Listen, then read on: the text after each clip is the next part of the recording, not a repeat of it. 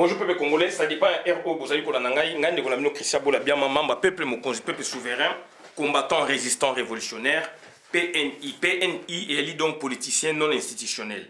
Tué awa penza bande konangai pona koloba makambo etali mboka et boyebi donc position politique ya ba vaillant bana ya Congo bauti kozwa lelo yo bazwaki le 27 lelo yo et ningisi mokili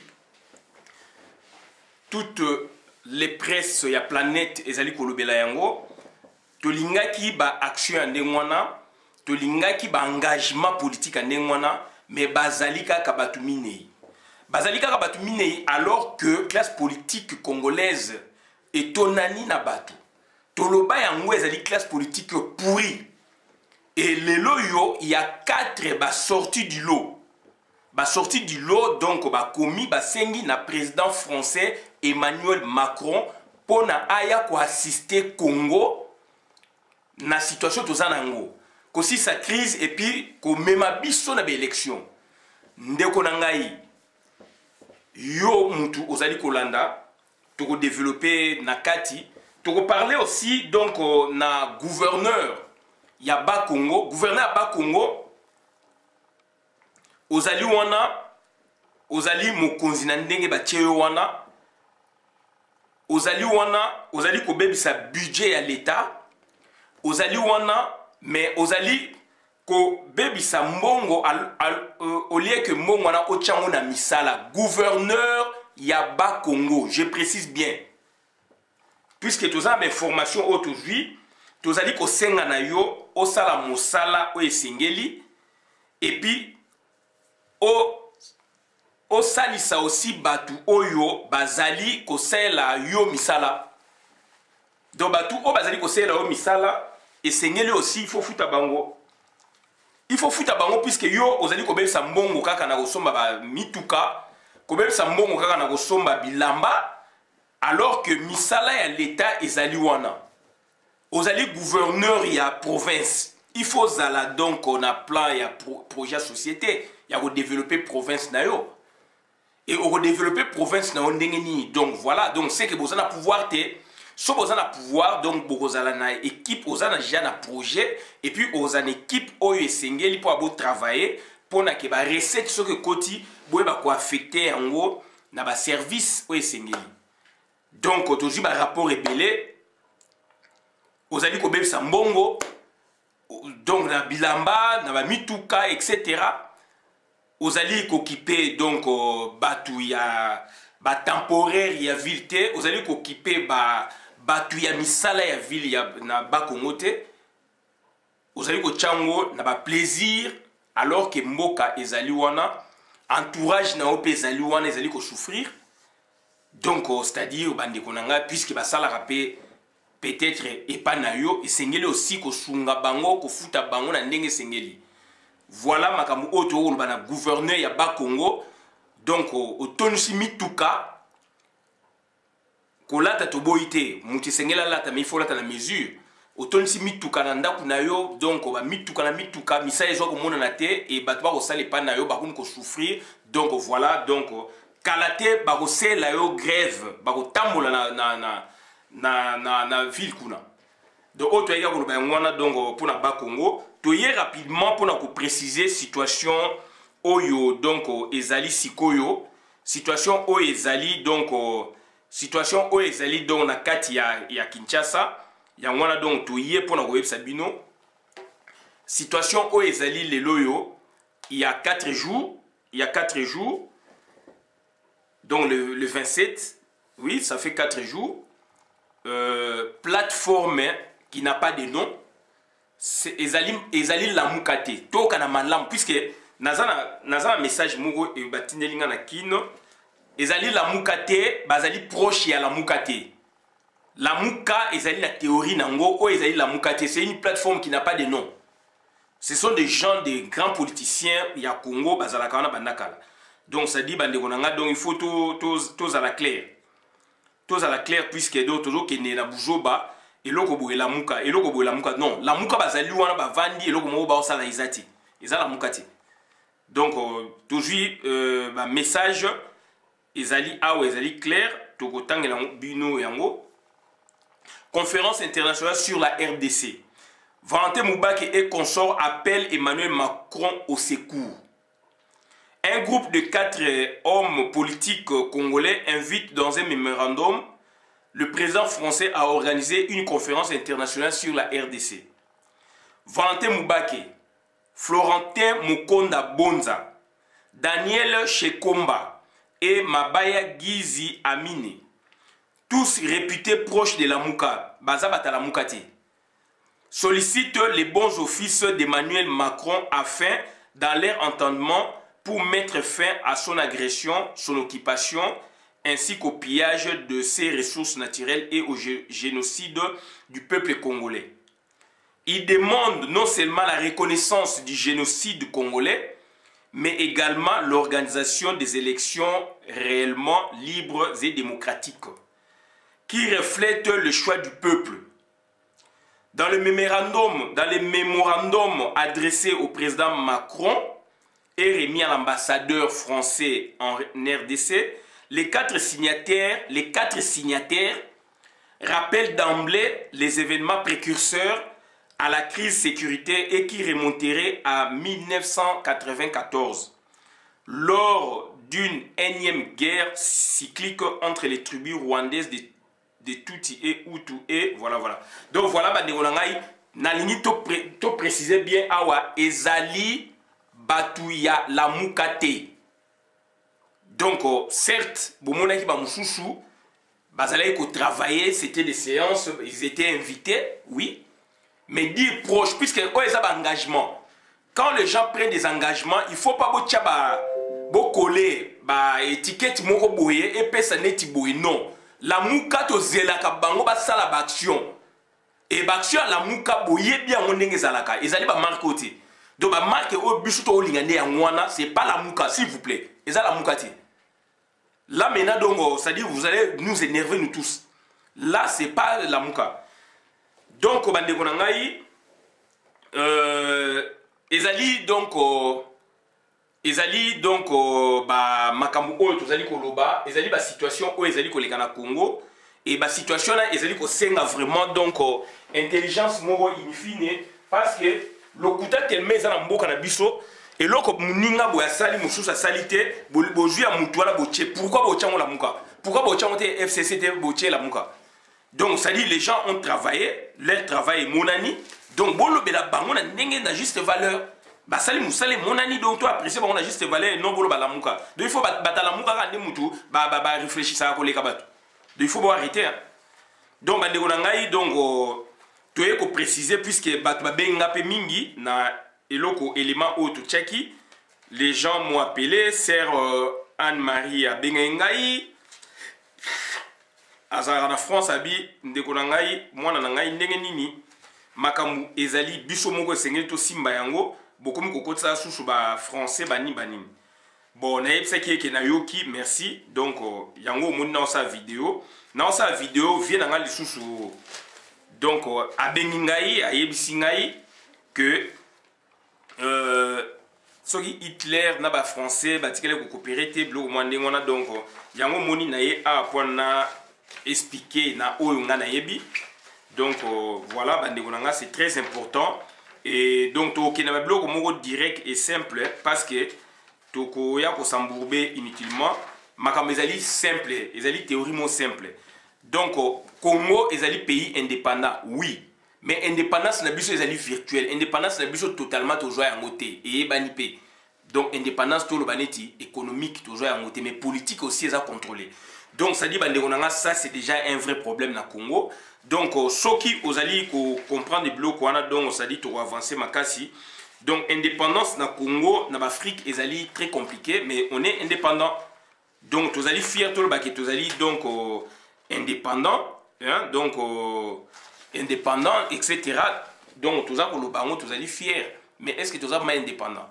Donc batu lokola donc professeur Mukonda Bonza, Valentin Moubaki, Shekomba et donc na Mabaya, donc bandeko wana ba s'est levé batie Congo liboso basali makambu et il faut te parler na bango donc baza na plateforme na bango qui n'a pas de nom et je pense na mikolo mizali koyaka barotia plateforme na bango ekozwaka kombo ezali la mukati donc ça c'est de un déjà deuxièmement tozali kosenga na bato il faut comprendre makambo ezali koleka donc Valentin Mubake professeur Mokonda Bonza etc basengi na Emmanuel Macron pour apporter projet ya Congo et que ne liboso puisque génocide à reconnaître puisque la France donc à ça là babengaka loi symbolique la France a reconnu le génocide arménien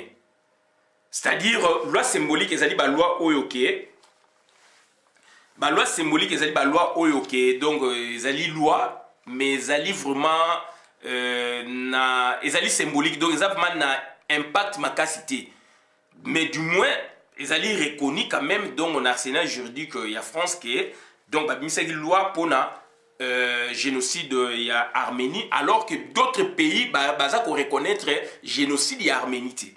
Donc, ne serait-ce que la France aussi, biso bata diaspora, nous devons faire cet effort pour approcher donc Élysée, pour approcher Macron, pour approcher les services concernés, pour que le génocide du Congo va reconnaître Yango aussi, puisqu'ils ont reconnu le génocide arménien en 1919. Alors, il y a des choses antérieures.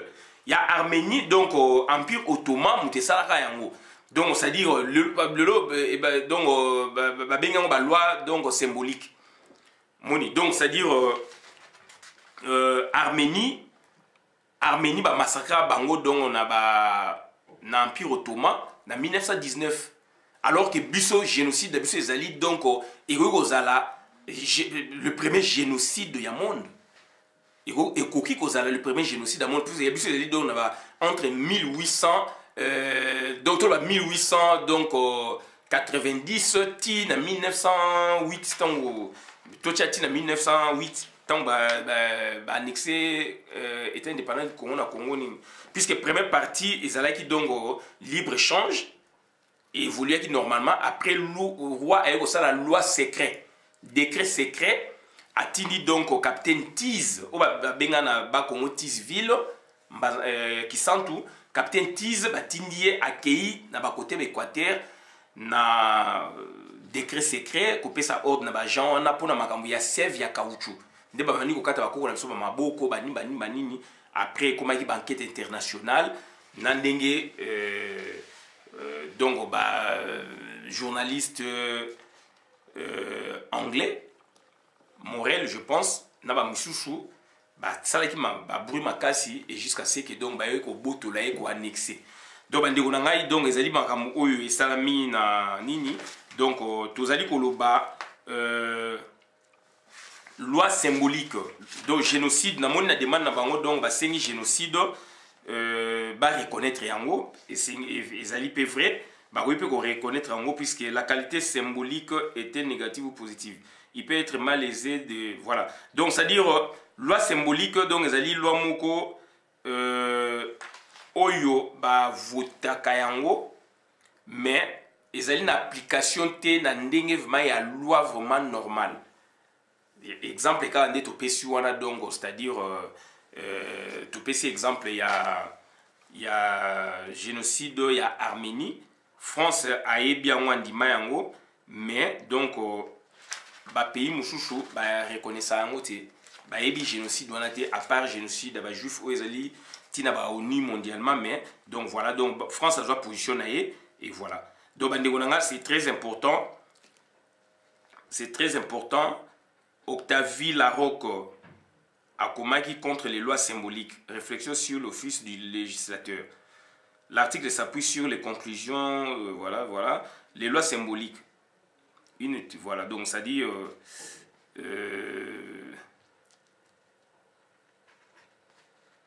donc la qualité symbolique est-elle négative ou positive? Il peut être malaisé de le dire tant l'adjectif symbolique nimbé du caractère sacré, mystérieux et des sentiments variés. Lorsque le symbolique vient qualifier le mot loi, il faut naître une expression familière aux juristes, mais dépourvue des définitions établies.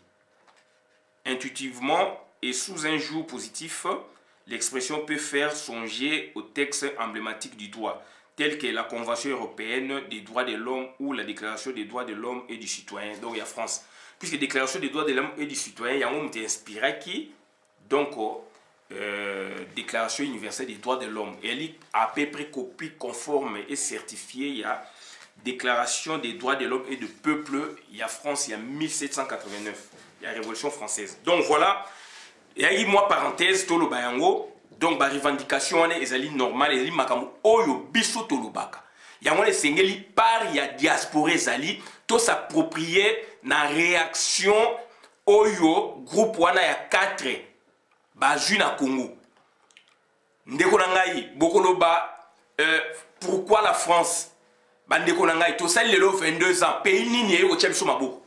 La France, pour un rappel, la France a été exclue tant que anglo-saxon ba yaki ko attaquer Congo. Et ils allaient la livre à papa Honoré Ngwanda na Zanango. Je pense la Pessango à Longo, oui, ils n'étaient pas à Longo. Donc il y a une page, 2 pages comme ça papa Honoré Ngwanda le bayango. Donc bandekonanga donc ils avaient le chouchou, ils allaient payer clair.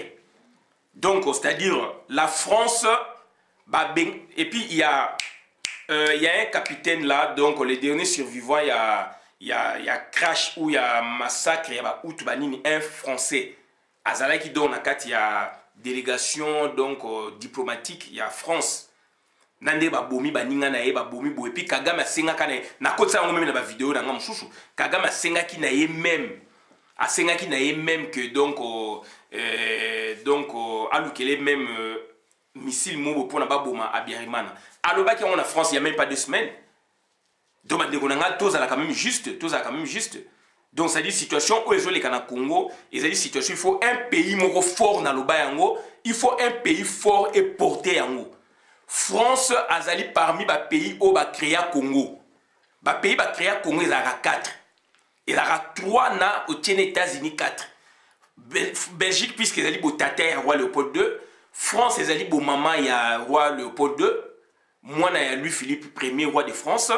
Et puis, Angleterre, ils ont dit tata, moi si, na yebo tata na bango, il y a moi si, donc reine Victoria. Bazan a lié na parenté, n'épée royaume moti le les ali. Et puis, États-Unis, il y a un compte, il y a faire, tout le bas, il y a combien de fois. Et ils allaient aussi prouver.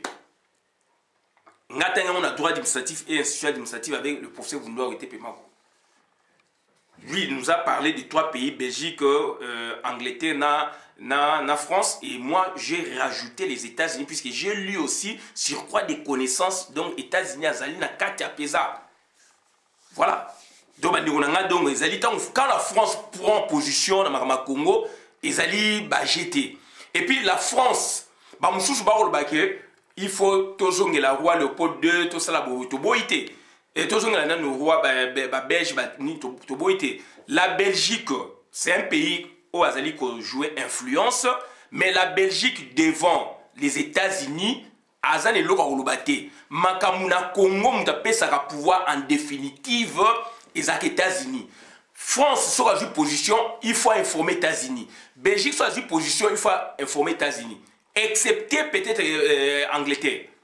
Puisque Angleterre a créé les États-Unis. Donc, excepté Angleterre, les États-Unis, donc voilà. Excepté peut-être Angleterre, parce que la position, je sens que peut-être les États-Unis.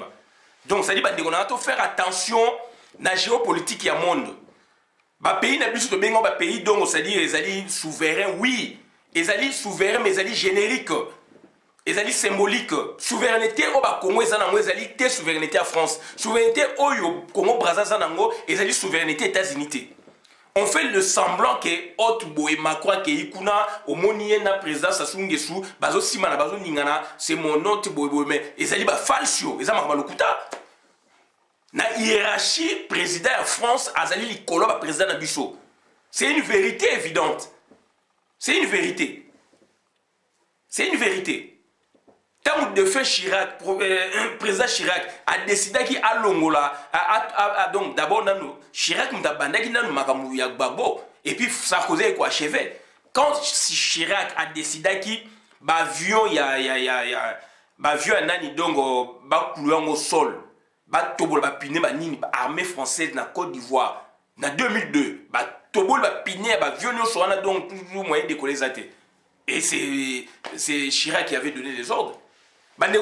On a évolué donc toujours comprendre kakaté.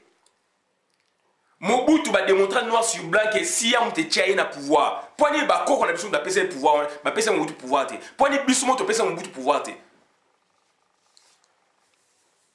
Naebi eza colère on les a généralisé mais ba noir baza les États-Unis baza même colère que ngana yo. Donc qu'il est ça mandengwana acceptons cette réalité et avançons bandeko na ngai. Ba ko on a besoin déjà baza apprivoiser en quelque sorte. Ba ko on a besoin o ba kutana na mindele baza apprivoiser c'est tout. Ba chinois ba repousser mindele. Yo mon ba kota na Chine ba kota na Japon. D'autant que le Bamakamou, oui, orgueil, Mokezara, toi, bah, tout quand même, mais non, non. Il y a 14 pays na France, na Afrique, ils ont souffert dans ma France et fa. Et ça vous dit rien? Souveraineté a battu ça, non, bon, bah, non, donc, bah, ils ont souffrir. Bah, ils vont changer, mais France a oboya. Bon, on a créé un donc, bah, fabriqué une petite ville, na France. Ça vous dit rien tout ça? Biso tobi oui to créer monnaie na biso oui mais il y a makamusuzu là ba même bas na bango ezali ba ndeko na ngai. Donc ça dit la réalité est là. Oui, yo autant la texte ba biso mikane le bibo oui mikane le bibo mais na terrain ça ndenge nini il faut la paix il faut ça on réconcilier texte le bini na terrain. Il faut réconcilier mieux les observations vous voyez quand même. Ba ndeko na ngai. Vous croyez que le petit Rwanda a assujetti Congo les grands Congo est-ce que c'est normal? Ils ont un rapport de force, il y a Mindel Balinga qui n'est pas le loyo et ça dit que plus de 20 ans, usure et koti, moi qui les changé, le contexte est changé, le contexte historique, économique, etc., géopolitique, etc., est changé, dynamisme, moi bimi. Quand les mêmes Mindel, Paul Kagame a dit qu'on gagne la biso, qu'on va n'importe quoi, qu'on compte dans le Congo, qu'on révise la frontière, etc. Paul Kagame, il a comme qu'on zonga sa malobandeng moussou. Bande ko nanga il faut juste dans le bac yango tango yoki ba Rwanda ba ko ganga il y a un problème ça fait 20 ans ko ganga te il y a une année en to kene une année ko ko il y a 6 mois moins de 6 mois ba ko ganga ba ko siye ba kebo mabe ba zumbo mabe Paul Kagame suite ya courrier il y a Mubake donc professeur Mukonda Bonza Shekomba mabaya batindi et panzani monde entier donc Paul Kagame les 30 hier à côté de ça qui ambassade avant qu'il y a côté ambassade rapidement pour après ça ma meilleur vœu etc malokuta a vu position sur le Congo que bino boko lo baké hier à balkaniser hier azane wana teza yete il a dit ça bandi konanga où on est informé ou on n'est pas informé donc tika bato bazali informé ba procéder ba pesa bato information puisque bato bazali besoin d'information là. Donc, groupe on a 4, Basali Moussala Kitoko, il faut appuyer Bango. Il faut appuyer Bango. Puisque la théorie, Oyo Ndeko Ningo Bimisa, Songolo Pakala, Ndeko Songolo Pakala, que Biso Moko. Biso Moko, ça fait 22 ans que tu vas nous dire. Biso Moko, est-ce que tu as coquille Bawande? Puisqu'il y a la complicité, tu connais Koka Bango, mais il y a la complicité.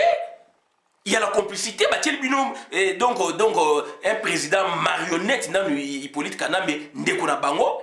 Na ba poste ba commandement militaire ba tcheba ndeko na bango na ba poste clé ya ba gouvernance ya politique etc ba tcheba ndeko na bango payer ko marché ndeni Félix yona ba tchie sous marionnette mususu ndeko donc akomi ndeko na bango moi si les yaza rwandaise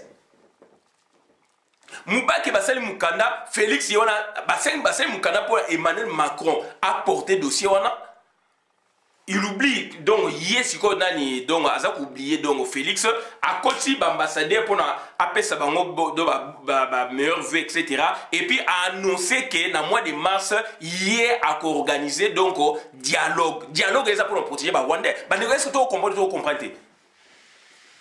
il faut tout ça la déduction quand même allié à Ekolobasiko pourquoi na philosophie il y a 3 grandes questions pourquoi likamso ekoi ba un philosophe se pose 3 questions. Un philosophe n'est pas ignorant, mais il est tolérant. Il pose 3 questions devant un problème. Pourquoi problème est bimi? Quand est-ce que moment ni likamone bimi? Et comment Moutouana a s'employé pour créer les Cambouana. Trois questions, malamou, que je réponse. La philosophie est la mère des sciences. Félix Liboso, alobaki, magama dialogue. Est-ce qu'il y a magama dialogue? Alobaki, magamounine. Même si il y a eu des insinuations sur le fait. Est-ce qu'Atika ko lobango tant que moi ba ke ba sengi na Emmanuel Macron, il y a ko maloko la garant ya attention, il y a za garant, za marionnette, il y a za garant. Bah on a une photo ça même juste quand même. Aye ko lobaki na mois de mars, mais il oublie que c'est pas la France. Là c'est la France maintenant va se transposer en communauté internationale forte. Et moi je souhaite cette voix parce que na voix wana le tout power va sortir de notre pays définitivement. Et na voix où Félix Azo Mebiso voix d'en bas, voix on est pour que donc enlisme salama. Bateau ba coach ba za camponé ba linga so maté. Mais na voix diplomatique oyo ba mubake ba professeur Mokonda Bonza ba donc il faut l'attendre ba comment puis c'est ba comme donc ba comme lobby ba héros ya mboka na biso, il faut attendre ba comment on bien parce que ba tumusu to comprendre était ba raisonner son ndengeni. On a fait 20 ans dans la théorie sur le map populaire, tout boité. Est-ce que Naïf Sabino Félix, il de paix c'est Bimsara Batouté, il de paix c'est Bimsara Narasop. Ne mon assez massa au barrage. C'est leur technique. Journal Maramessa Imboé, Batuya ba journaux kuna bazaso Batuya ba Lamuka son nini ou ba proche à Lamuka ou Batu ba Semakamo baza proche à Lamuka. Qui vous dit baza proche à Lamuka? Qui dit la politique bazali proche à Batouboé. Ça veut dire quoi? Mais nous, on lit bateau batangi oba komamiwana 4 personnes. Il y a muka la muka na 4 zati.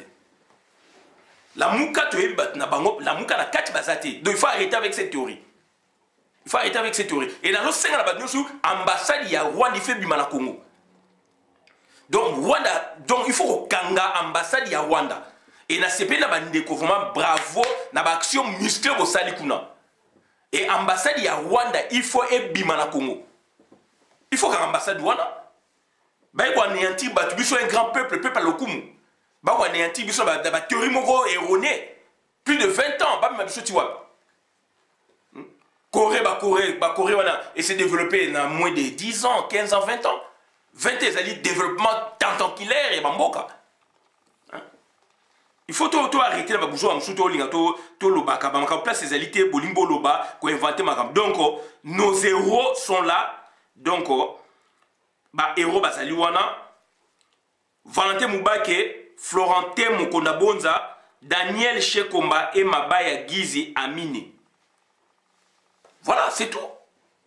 À défaut de telles initiatives, il faut minou qui c'est tout. À part action politique, action civile, il y a civil. Ba politicien non armé ne ba bengaka oyo ba sali ya makasi efficace oyo ngana munya mwana muzitu alobaki et monani et bango ba bimi boepolele avec donc des documents à l'appui. Ça c'est un travail. Ça c'est un travail. Il y a ko féliciter bandeko, il y a ko encourager bandeko, il y a ko ganga makambu ya Congo ndengo lingi, il y a ko finga kaname ndengo lingi, il y a ko finga donc kagame ndengo lingi. Félix a dit marionnette, bah tinier. Yo sali boya ki asali kuna. Ne mona sema asenga nini flema populaire, yé kuna ki asali makamde mususu. C'est leur technique. Bandaka yabe yesiko azolo baké donc au dialogue na niveau donc inter-sous-régional etc. Là, oui, la problématique, tu vois cette problématique est ça la communauté. Et c'est le paradigme ya ngona balandi, makambo bisu toloba, paradigme. Connaissance, vraie connaissance à dossier. Il y a une vidéo dans la salle en 2013, 2014, et pas Anderson. Dans le bas, j'ai pas de loco. Et ça, de la gouvernance des projets. Voilà. Puisque il faut que soit na bango, solution comme manière na bango, et on a solution dans les tuyaux. La situation est ritualisée et qu'on soit un rituel pour la solution bima. Et la solution est moi. Et na CP quand même donc ndenge batu lelo, ba komi ko loba makambu, polele. Tokobanga ba Rwanda tu vois. Tokobanga ba Rwanda tu vois. Bandi ngoli photo arrêter quand même tokobanga ba Rwanda tu vois. Baza ba nani. Baza ba nani na Congo na biso. Valentin Moubake bravo. Donc professeur Mokonda Bonza bravo. il faut l'attendre comme on a bien bien. Donc Daniel Shekomba, bravo. Et Mabaya Gizi Amine, bravo. Ils sont pas de la Mouka, ni proches de la Mouka. Il faut arrêter avec des choses de la Mouka là. La Mouka donc bazu action une année ba mebi swap. Une année ba mebi swap. Ba même chose na deuxième année ka boy. Et ça bata la Mouka ti. Donc ils ont fait leur travail, mon ami clairement, ils ont dénoncé tout. Et bah c'est na Macron quand on demande na Macron. Donc beaucoup ont demandé aussi la trompe. Beaucoup ont demandé donc voilà na Premier ministre italien, Premier ministre belge, etc. Mais ils ont demandé na Macron. Macron, c'est quand même une puissance. Une puissance, la France. Et Macron, donc France, ils ont un conseil permanent à Pesaka. À Pesaka, un conseil permanent. Il faut arrêter quand même. Il faut un chaponnet dans le baka pour ne pas porter problème ya mboka na bino. Mboka na biso ezali mboka créé na batu mine. Donc pour na yokana ezara pasi. Mais mboka Angleterre, Ghana soit un problème Angleterre a traité na mbalamoko. Zimbabwe tanga sai buzo ba Angleterre a traité na Zimbabwe mbalamoko. Bandeko na ngai, est-ce que toujours comprendre ou pas? Bolingi makambo yaka toujours ba traiter on a Congo 21 ngoyo. Surgel et salini. Surgel ba créer bino surgel. Na ese bino fito bima na surgel. Sadek et Salanini. Toke de ba réunion à Sadek Mabé. Sadek so Angola benga réunion à Sadek. Hippolyte kana menenga ebe ba jena ye azo ki Angola azo Kenya na Namibie. Na sala vidéo na loba yango. Il y a deux Sadek. Est-ce que na croyez na ngai? Jusqu'à ce que ah non Sadek comme mi balé. Ce sont des observations, ça méthode spécialisée quand même. Et ça va méthode spécialisée quand même. Tu sais, il y a deux États-Unis qui s'affrontent. États-Unis business, na États-Unis donc normal. Voilà. Il y a des doublons. J'ai aimé beaucoup. Norongela le bango pe kala et puis donc nani Shekina Katala ya auto le bango n'appelle le bango. Et ça bloque ils dit prouver awa. Na tanya ngope awa. Hein? Natanga awa. Ba organisation internationale ça a doublon, il y a 2. Natanga on a Paris 11. Na cours il y a professeur moi si donc structure et développement participatif. J'ai étudié ça, acteurs internationaux. Organisation internationale ça a 2, il y a un doublon. C'est scientifiquement prouvé. Norongela le bango bravo, Shekina auto le bango bravo, ngana ça ba vidéo pe dans le bango. Tolanda ka baninga. Tant que ça musa malamu atatu ko benga na te mais je vois, j'apprécie. S'il faut na tanga na tangi na tangi Shekina, aloba ka dernièrement, ça la intervention na CPLA. Voilà.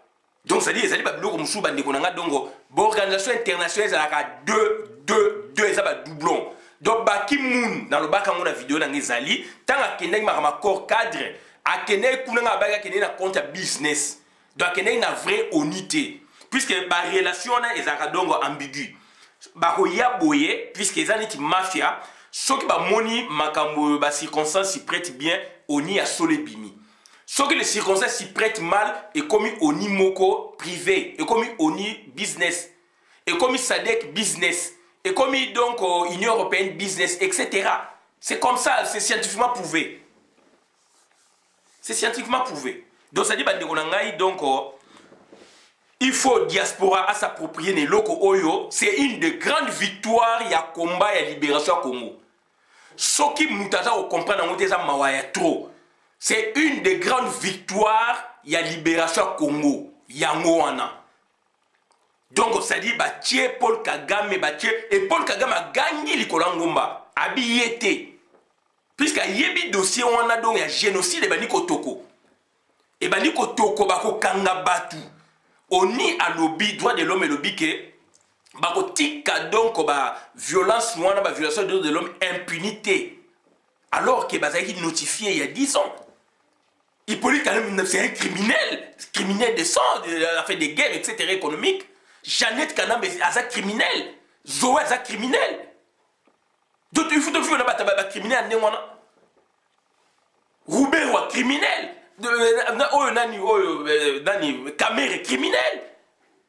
bandeko na to vivre na ba criminel ndengwa to banga bango pourquoi tu wa mboka ya biso so bito kanga bato to tomboki le wa pour ma biso 1 million ba pour ma biso to bike 18 millions to kiti ba pour mata 1 million bakimi baza banani to banga bango tu wa ba vanipier mo ba aventurer mo boye do ba osaka na bato ba kina ba bota caoutchouc ba kina ba bota ya caoutchouc ba osaka na bato ba quoi assujetti tout un grand peuple comme ça tolo baté ba mubaki balo baté ba mokona bonza balo baté ba shekomba donc Daniel Shekomba balo baté ba mabaya donc amine donc balo baté voilà n'est-ce pas ba héros na biso bango wana soki bo comprendre ngote bango UDPS et ele biso théorie ya démocratie et kaka UDPS wana en général bango mutu ba kotsa biso afidèle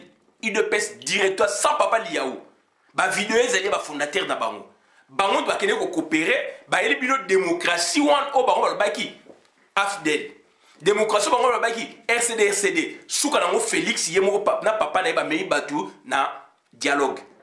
Donc, démocratie de paix, ça met batou, théorie nango ya mwana. Donc, durant 40 ans, il faut dater les choses, puisqu'il y a eu des bouleversements à partir de lettres, il y a 13 parlementaires.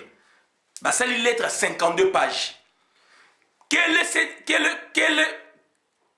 cette structure congolaise oyo est revendiquée pe komi boy polé letomona, ba politicien na roloba. Si bango à part 52 pages, c'est les Moubake, les Mokona Bonza, les Daniel Shekomba, les Mabaya Gizi. Ce sont eux nos héros d'aujourd'hui. Histoire et copé ça bango raison, so vous comprenez. Il faut tout s'approprier la histoire oyo. Il faut tout s'approprier la histoire oyo. Bandeko wana mutu dongo, c'est-à-dire ba rompre la théorie machiavélique mensongère ya démocratie oyo IDP sa prona biso état de droit ba rompre na yango et ezali symbolique puisqu'il y a un fils de Tshisekedi qui est là, un fils politique de Tshisekedi et cette fois-là ce monsieur il défend la vraie école de Tshisekedi à part la dernière école de Tshisekedi oyo ya ba miyibi ba sombi donc ba tekimboka mais donc Moubake a défendu la vraie école Tshisekedi. Tshisekedi en lui-même il avait des écoles. Il y a mafia na vraie école donc ça dit il y a démocratie, il y a donc ça dit il y a état de droit donc ça dit il y a vraie politique active. Et moi na ya vu il y a ba aventure Moubake a vu donc ba préceptes moraux politiques dans le bakiamo sociétaux. Donc ça dit bandeko nangai. Et ce sont deux enfants de Tshisekedi na epsa ki bino na sala vidéo. Na sala vidéo pour na vité. Na sala vidéo pour na la pédagogie politique. Ça est là. Deux héritiers s'affrontent. Et Monani Lelo. Moubake a tindiki. Félix Marionnette a bloqué le terrain. Moubake a sengi na likolo. Ya neta même biso na niveau Afrique centrale. Na niveau ya Grand Lac. Na Grand Lac on a Rwanda Gozala. Burundi Gozala. Uganda Gozala. Yé pas venir marionnette. Bobengi ba observateur ba yesiko. Bino bangom ba ko diriger. Bangom ba la police à débat. Bangom ba ko tricher. Bangom ba bino ba ko imposer bino ba ligne à suivre. Alors na Macron maintenant va solliciter ba instance Moussoussou. On s'y pose. Macron ne va pas s'arrêter à informer ONU, Union européenne. Et européenne sa posture moussoussou. Et là maintenant, il y a une vraie solution, puisque là maintenant, donc, c'est-à-dire les Congolais vont s'exprimer. Et puis, il y a donc tableau Zaliwana, tableau il y a génocide des alliés, tableau il y a pillage des alliés, tableau donc il y a occupation des alliés, etc. Et dans l'occupation, donc, c'est-à-dire il y a la règle à la matière. On va appliquer le tableau de bateau tout bosotona bagobima. Bosotona nous c'est gobima bandeko nangai. On réfléchit ou on réfléchit pas. To pesa biso ba congolais awa conférence nationale souveraine biso ba congolais to suka kiwa. Avec des grands talentueux Cardin Mosengo, Batebele Bela Maïel, ba procès Liao etc. To suka kiwa. Biso la biso de Souka Kiwa. Donc arrêtons. La France a été libérée grâce aux Américains. L'histoire est là. L'histoire est là. La France, la grande France, a été donc libérée par les Américains. Non seulement la France, mais c'est toute l'Europe où il a été embrasée dans la guerre. Donc l'Europe a été libérée par les Américains. Et le roi Bandi, on a tout beau. Donc tous allez faibles, on n'a rien. Puisque vous comptez dans Félix Azali ko c'est là-bas Moussala. Bino Félix a indiqué qu'on contredire dossier wana. Pour que quelque part, tout le monde a dit non, il y a un président de la République, lui aussi il réclame les dialogues. Mais non, il le réclame quand? Et pour faire quoi? Voilà. Donc c'est-à-dire même donc ministre des Affaires étrangères donc il y a France. Ah où tu connais pas tangela bino bande konanga. Bolingo totanga combien de fois? Ministre des Affaires étrangères, il y a France. Alobaki yango Le Drian. Jean-Yves Le Drian déclare: le président Félix Antoine Tshisekedi a la volonté de faire bouger les choses dans son pays, mais n'a pas les qualités d'un homme d'État, la qualité d'un homme d'État et les initiatives à organiser la chose publique, à savoir, premièrement, mettre en place un système de sécurité sérieux et redynamiser les investisseurs au centre des intérêts des atouts ministères de la République démocratique du Congo. Le président Félix Tshisekedi ne s'est pas encore détaché de sa casquette d'opposant, même en étant au sommet de l'État. Il y a trop de dérives et de déboires, entre autres. Des détournements de fonds par certains de ses collaborateurs et des rétrocommissions, d'ailleurs approuvées par lui-même comme étant une pratique acceptée dans son pays par lui-même. Donc ça a été donc relayé par Franck Duval, il y a BFM. Donc la solution va venir par les hauts. Par les hauts, donc ça dit neti, moni. Et donc France, sengi et comme une non-assistance à personne à danger. Il faut aider Bissot pour la solution, la solution quand même. Mboka na vivre quand même. Mboka na vivre quand même. Bato ba yebakite donc France guerre au bil kinto na yaka nango wana o ba Kagame bakota ba yakande ko bengana la francophonie. C'est ça la vraie histoire. Livre Papa Honoré Ngwana est éloquent à la matière. Il y a les derniers survivants, donc discours Nezali éloquent à la matière. Les gars de TF1, il y a moins de 2 semaines. Donc c'est-à-dire la France, ba benganaki, Chirac, ba tchakita on va koufi ba grande ligne naïe. Il y a politique naïe ba dernière décennie. Donc pour la Congo aboyaki intervention ezali, bande konanga on rêve ou quoi? On rêve ou quoi? Il faut que l'anda ba fili ya idée. Ma politique a konto ba bandi le lote bandikala. Il faut que l'anda kotuna. Donc intervention française, oui, Mobutu a même ko benga ti ba marocain, bandi on raisonne comment? Mobutu a ko benga ba français na ba marocain na guerre ya Chaba na 77, guerre à 80 jours. Mobutu benga ba marocain.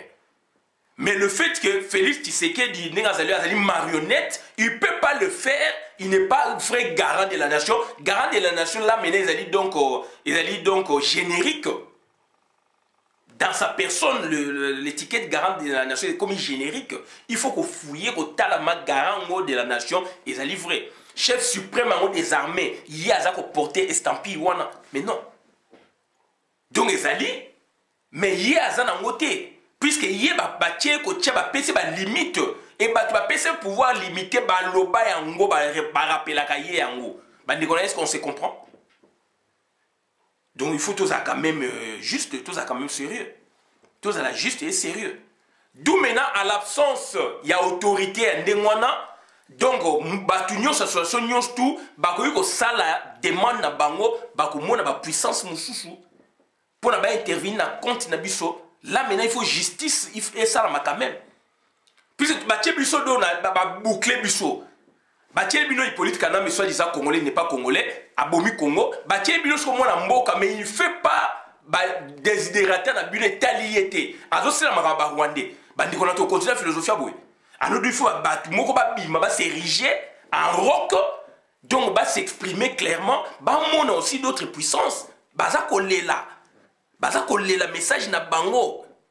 ezali pona mboka na biso. Est-ce que makambo naza koloba batumi baye biango pour na yango le fana bana bongo est-ce que makambo naza koloba sikoyo mubake mukona bonza boyebo basali est-ce que congolais nyoso aye biango yango nazo senga to s'approprier dans eloko wana pona to yeba eloko o bandeko basali na volonté manifeste o elati bango pona cause ya Congo.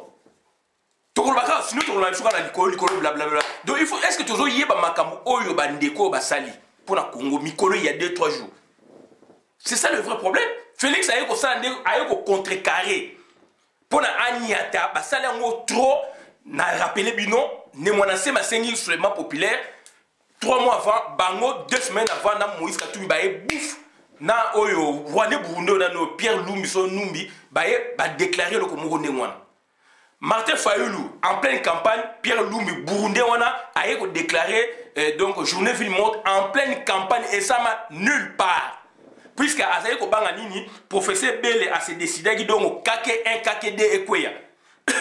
Donc, la théorie, quand même, tu es bien quand même. La théorie, quand même, tu es bien. Tout ça, quand même, la théorie, quand même, tu es bien.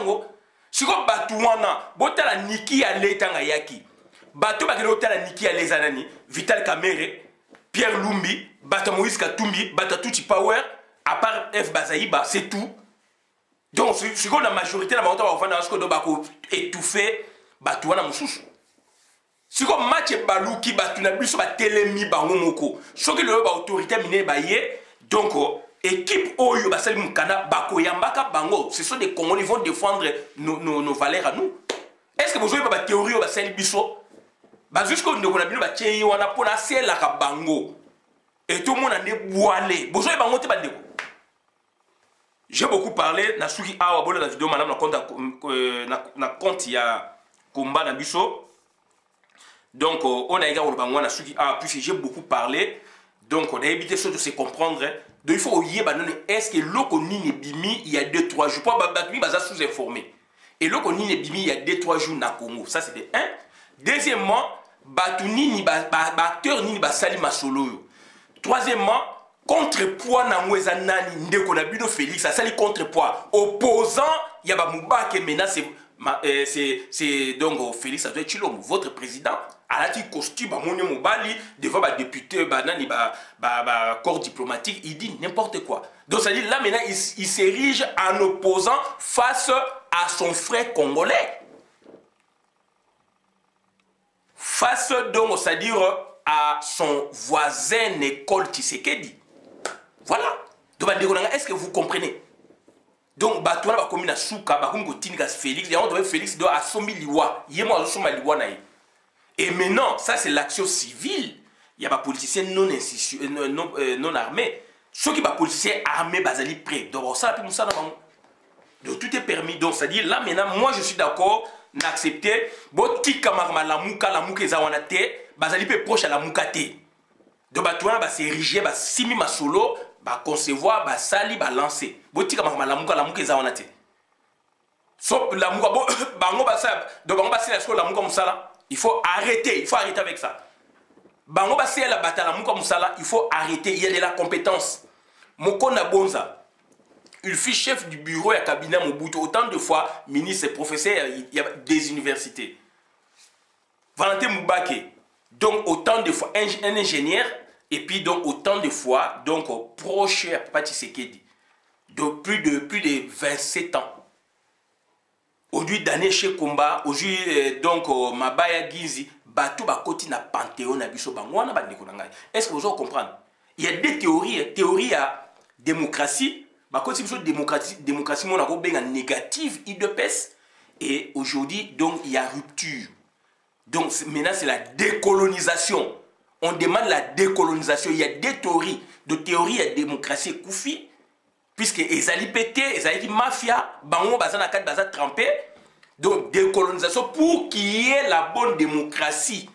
Il faut décoloniser pour que s'en suive, n'est-ce pas, la démocratie participative. Je vous remercie pour la vidéo, madame, la compte de la communauté. Nga Christian Bolabia, membre, peuple Mokosi, peuple souverain, combattant, résistant, révolutionnaire, PNI. PNI est les politiciens non institutionnels. Nazala kata batimate. Nazali kolba makamboka na ngai. Donc avec courage, avec conviction, et voilà.